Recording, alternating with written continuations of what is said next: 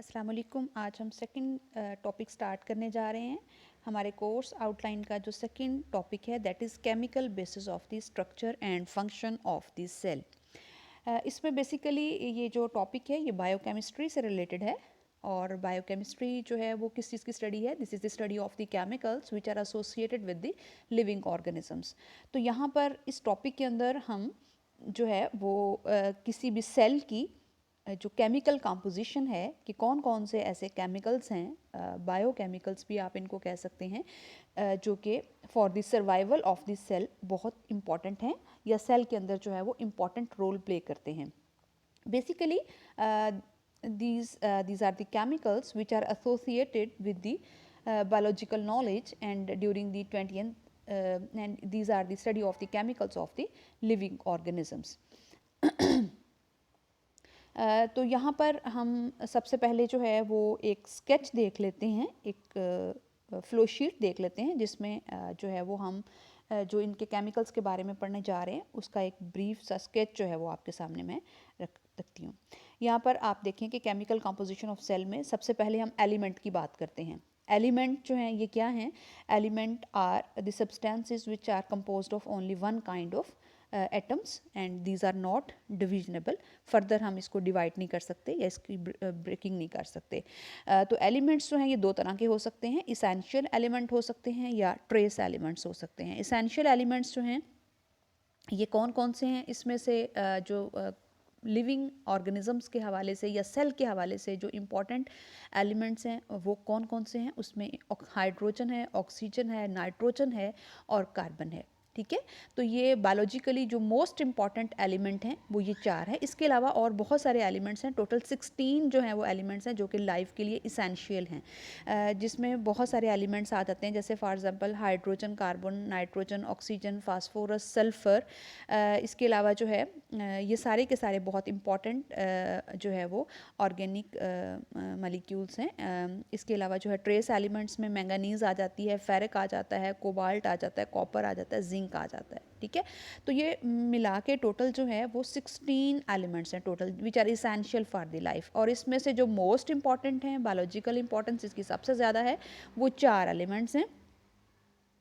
वो चार एलिमेंट्स मैंने कौन से बताए आपको? Hydrogen, oxygen, nitrogen and carbon. And why these elements are so important for the life of the cell? Because they have their valencies 1, 2, 3, 4 respectively, and they have the ability to form more stable covalent bonds than any other elements with these valencies. तो यहाँ पर जो है वो इनकी versatility जो है वो बड़ी इम्पॉर्टेंट है क्योंकि ये मल्टीपल बॉन्डिंग टाइप्स जो है वो दूसरे मॉलिक्यूल्स के साथ, दूसरे एलिमेंट्स के साथ कर सकते हैं and they make variety of other chemicals to for which are required for the cell. So these are called as essential elements, जिसमें से मैंने चार आपको बताए। When these elements combine, they form compounds, and there are two types of compounds which are important for the cell. One is organic compounds, the other are the inorganic compounds. Organic compounds में example आ जाती हैं carbohydrate, proteins, lipids और nucleic acids की, जबकि inorganic compounds which are important for the cell they are water. इसमें water की example आ जाती है। And all these compounds they are very very very important for the cell. Now this diagram showing you the list of essential and trace elements. First of all, the substance is composed of only one kind of atoms and which cannot be broken down into simple substances, and they are very important for the chemical reactions. These are of two types. The one is essential elements, the other one is trace elements. Essential elements include carbon, hydrogen, oxygen, nitrogen, calcium, potassium, phosphorus, sulfur, sodium, chlorine or magnesium. And essential elements are those elements which are required by the cell in large amounts. And other category is the trace elements. And trace elements are those elements which are required by the cell in smaller or little amounts. and examples of these trace elements, they are copper, iodine, ferric and इसके अलावा जो है मैंने आपको manganese बताया, cobalt बताया, copper बताया, zinc बताया, ये आप इसकी एग्जांपल्स में ऐड अप कर सकते हैं. Now we see the functions of these elements in the animal and the plant cells. First of all, we see the importance of hydrogen, carbon, oxygen and nitrogen. How they are involved and they perform different functions in the animal cells and in the plant cells. So, these four elements, they are involved in the synthesis of the organic compounds. For example, proteins are made up of these elements, lipids and nucleic acid, they are also made up of these elements. Then sulfur, sulfur is also a very important component of proteins. ठीक है, क्योंकि इसमें sulphur के disulphide bridges होते हैं जो कि protein के टर्शरी और क्वाटरनरी स्ट्रक्चर्स में बड़ा इंपॉर्टेंट जो है वो एलिमेंट है. देन सोडियम है, sodium is very important for the regulation of the osmotic pressure of the cell. And then sodium also helps in the transmission of the nerve impulses in the nerve cells. Then magnesium hai, magnesium is involved in the protein synthesis and also act as a cofactor of some enzymes. It acts as a assistant of the enzyme and speed up the reactions along with the enzymes. Then required, this magnesium is also required for the synthesis of the chlorophyll in the plant cells, and it also activates enzymes in the plant cells. Then calcium, it is required for the formation of strong bones and teeth in the animal cells and help in the contraction of the muscle cells. यानी muscle cells जब contract करते हैं तो उस contraction का जो mechanism है उसमें calcium जो है वो बड़ा important है, and it also promotes blood clotting in the animal cells.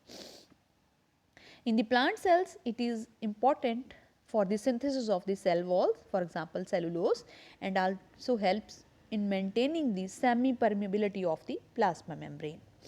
Then ferricine है, iron है, then it is involved in the synthesis of the hemoglobin and respiratory enzymes, and it is central atom in the structure of the hemoglobin. And this iron is also very important in the plant cells and involved in the synthesis of the chlorophyll and act as electron carrier during the photosynthesis and the respiration process. Then phosphorus, what are the functions of the phosphorus in the animal and the plant cells? Phosphorus in the animal cell involves in the formation of strong bones and teeth and help in the contraction of the muscle cells, involve in the synthesis of ATP, and a very important component of the nucleic acid. In the plant cells, it induces the formation of flowers and seed, it promotes division of the cell and involve in the synthesis of the ATP and nucleic acids. Then there is potassium, which is required in the muscle contractions and transmission of nerve impulses, and also in the animal cells and in the plant cells it is involved in the synthesis of the carbohydrates, activates certain enzymes. Then chlorine hai, chlorine is involved in the animal cells in the synthesis of the hydrochloric acid by the gastric acids in the stomach, and in the plant cells it involves in the photolysis of the water during the light reactions in the photosynthesis. This is all about the bioelements which are involved in the survival of the living cell and play a very important role for the cell even in the plant cells or in the animal cells. Our next lecture will be on the compounds which are involved in the different making processes of the cell and the living organisms.